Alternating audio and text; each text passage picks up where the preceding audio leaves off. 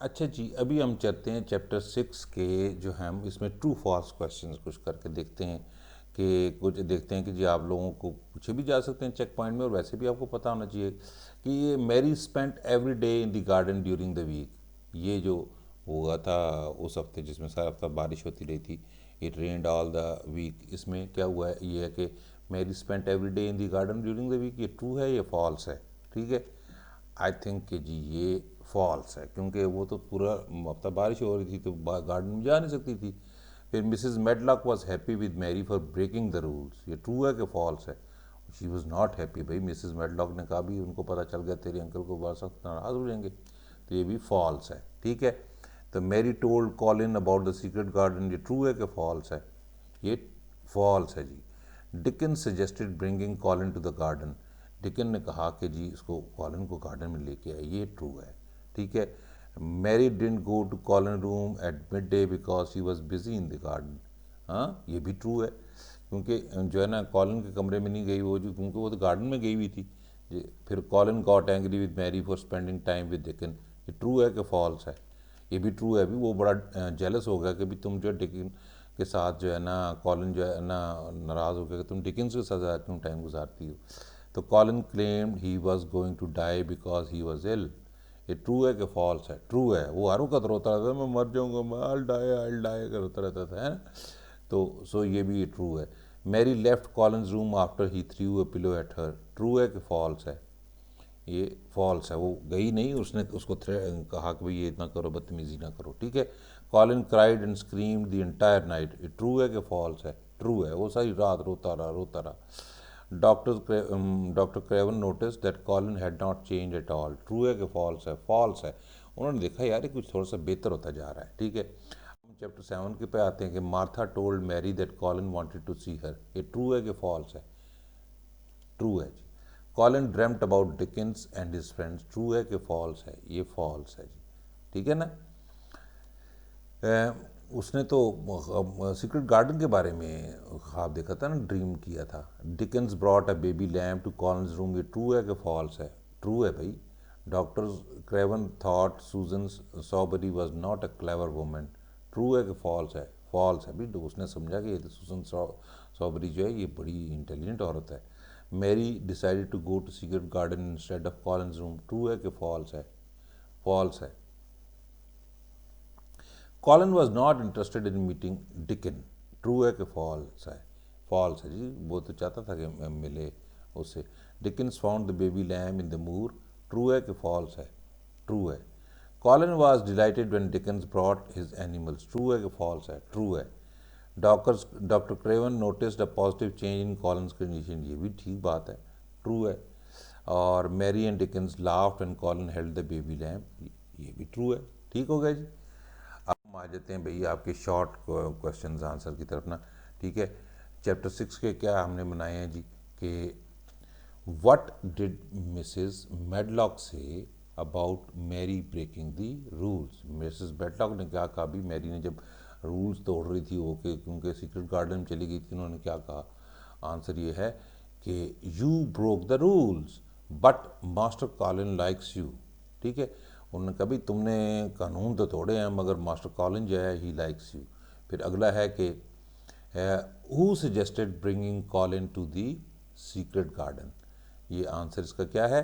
Deacon suggested bringing Colin to garden, Dickon ने कहा भी इसको लेके आओ गार्डन में तो ही विल फील बेटर। ठीक है, फिर है कि जी why did Mary get angry with Colin in the evening, answer इसका क्या है?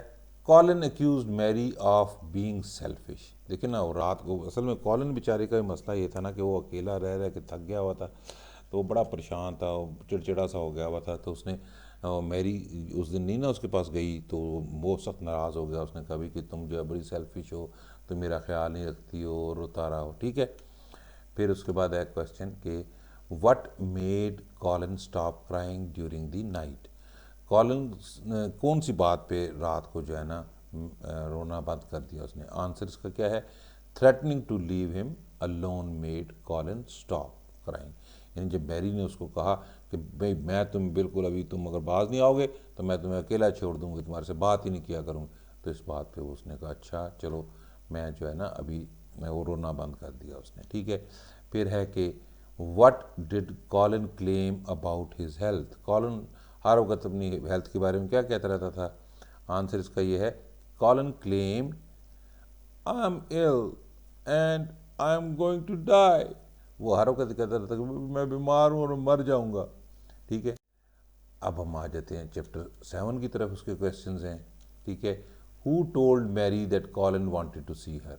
मैरी को किसने बताया था कि भाई जो कॉलिन जो है उससे मिलना चाहता है? मैरी को किसी ने आके बताया था ना, कौन था वो? ये आंसर क्या है? Martha told Mary that Colin wanted to see हर।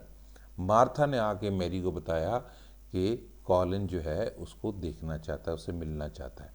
अब नेक्स्ट क्वेश्चन है, why did Colin dream about the secret garden. What did Colin dream about the secret garden. Colin ने जो है ना सीक्रेट गार्डन के बारे में ख्वाब देखा, तो उसने क्या देखा ख्वाब में, ठीक है।